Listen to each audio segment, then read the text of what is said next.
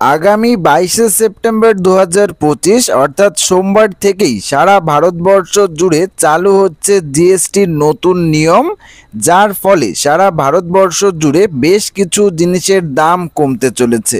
তো বন্ধুরা, নতুন জিএসটি নিয়মের ফলে কোন কোন জিনিসের দাম কমতে চলেছে এবং কোন কোন জিনিসের ওপর ট্যাক্স একদম 0% করা হচ্ছে, পাশাপাশি কোন কোন জিনিসের দাম বাড়তে চলেছে, সমস্ত কিছু একদমই ডিটেলসে জানতে পারবেন এই ভিডিওটিতে।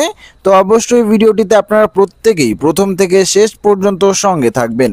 আগামী 22শে সেপ্টেম্বর থেকে কার্যকর হচ্ছে নতুন জিএসটি কাঠামো অর্থাৎ জিএসটি 2.0। সরকারের দাবি, এই সিদ্ধান্তের ফলে খাদ্যদ্রব্য থেকে শুরু করে স্বাস্থ্য খাত ও শিক্ষা সামগ্রী সব কিছুরই দাম কমতে চলেছে। এমনকি এয়ার কন্ডিশনার, টেলিভিশন অর্থাৎ টিভি, গাড়ি ও বাইকের দামও কিন্তু উল্লেখযোগ্যভাবে কমতে চলেছে। কিছু বিশেষ পণ্যের ক্ষেত্রে জিএসটির হার একেবারে শূন্য করে দেওয়া হয়েছে, অর্থাৎ কিছু বিশেষ ক্ষেত্রে কিন্তু আপনাদের জিএসটি একদম 0 করে দেওয়া হয়েছে। প্রসঙ্গত, গত 3 সেপ্টেম্বর জিএসটি কাউন্সিলের বৈঠকে নেওয়া হয়েছে এক ঐতিহাসিক সিদ্ধান্ত। ঘোষণা করা হয় এখন থেকে থাকবে মাত্র 2টি কর স্ল্যাব, অর্থাৎ আগে যেখানে জিএসটির ক্ষেত্রে কিন্তু 4টি স্ল্যাব ছিল, সেই 4টি স্ল্যাব পরিবর্তন করে কিন্তু এবার 2টি স্ল্যাব করা হয়েছে, যথা 5% ও 18%। এর ফলে 12%, 28% স্ল্যাব পুরোপুরি প্রত্যাহার অর্থাৎ বন্ধ করে দেওয়া হয়েছে। 12% হারে কর বসা পণ্যগুলি নেমে এসেছে 5% স্ল্যাবে, আবার 28% হারে থাকা বেশিরভাগ পণ্য চলে এসেছে 18% স্ল্যাবে। অর্থাৎ আগে যেই সমস্ত জিনিসপত্রের ক্ষেত্রে আপনাদের 12% জিএসটি বা ট্যাক্স দিতে হতো, সেই সমস্ত পণ্যের ক্ষেত্রে কিন্তু এবার আপনাদেরকে 5% জিএসটি দিতে হবে। একইভাবে আগে যেই সমস্ত জিনিসপত্রের ওপর আপনাদের 28% জিএসটি দিতে হতো, সেই সমস্ত জিনিসপত্রের ওপর কিন্তু এবার আপনাদের 18% জিএসটি দিতে হবে। কিছু বিশেষ পণ্যের ওপর কিন্তু জিএসটির হার একেবারে নামিয়ে আনা হয়েছে শূন্যে। তো কোন কোন ক্ষেত্রে জিএসটি শূন্য হয়েছে চলুন দেখে নেওয়া যাক।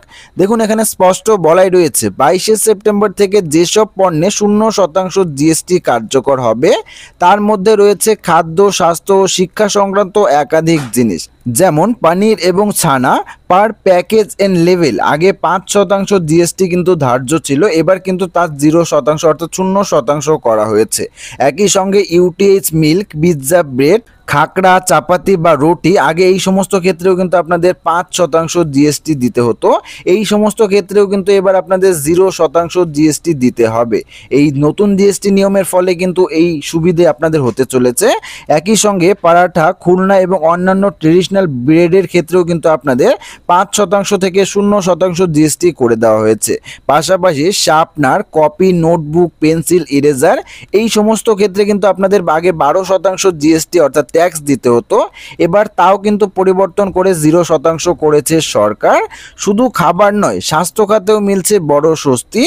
এতদিন ইন্ডিভিজুয়াল হেলথ ও লাইফ ইন্স্যুরেন্সে 18% জিএসটি বসতো, এখন সেটাও সম্পূর্ণ প্রত্যাহার করা হয়েছে অর্থাৎ বন্ধ করে দেওয়া হয়েছে। পাশাপাশি 33টি জীবন রক্ষাকারী ওষুধ ও চিকিৎসার কাজে ব্যবহৃত মেডিকেল গ্রেড অক্সিজেন থেকেও জিএসটি সরিয়ে দেওয়া হয়েছে। আগে অক্সিজেনের জন্য আপনাদের 12% ট্যাক্স দিতে হতো, কিন্তু নতুন জিএসটি সংস্কারে অক্সিজেনের ক্ষেত্রে জিএসটি শূন্য করা হয়েছে। এই সিদ্ধান্তের ফলে চিকিৎসার খরচ কিছুটা হলেও কমবে বলে আশা করছেন সাধারণ মানুষ। পাশাপাশি অর্থমন্ত্রী নির্মলা সীতারামন জানিয়েছে, নতুন এই সুবিধা দেশের প্রান্তিক মানুষদের কাছে পৌঁছে যাবে, কারণ খাদ্য, ওষুধ ও শিক্ষা নিত্য প্রয়োজনীয় জিনিসের ওপর কর প্রত্যাহার হওয়ার ফলে প্রত্যেকটি পরিবারের মাসিক খরচে বড় রকমের স্বস্তি পাবে। কেন্দ্রের দাবি, জিএসটি 2.0 নতুন কাঠামো মূলত নাগরিকদের আর্থিক চাপ কমাতেই কিন্তু আনা হয়েছে। তো চলুন দেখে নেওয়া যাক কোন কোন জিনিসের দাম বাড়তে চলেছে।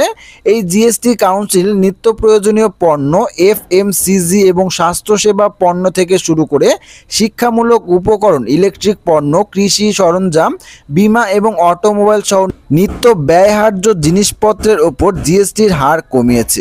শুধুমাত্র তামাকের মতো ক্ষতিকর পণ্যের ওপর জিএসটির হার 40% করার ঘোষণা করা হয়েছে।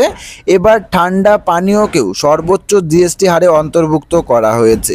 বিলাসবহুল গাড়ির ওপর জিএসটি হারও কিন্তু 40% করা হয়েছে, অর্থাৎ তামাক, মদ এবং নেশা জাতীয় পণ্যের ওপর কিন্তু এবার থেকে আপনাদের 40% জিএসটি দিতে হবে এবং বেশ কিছু জিনিসের ওপর কিন্তু জিএসটি একেবারেই শূন্য করা হয়েছে, যা আপনাদেরকে জানিয়ে দেওয়া হয়েছে।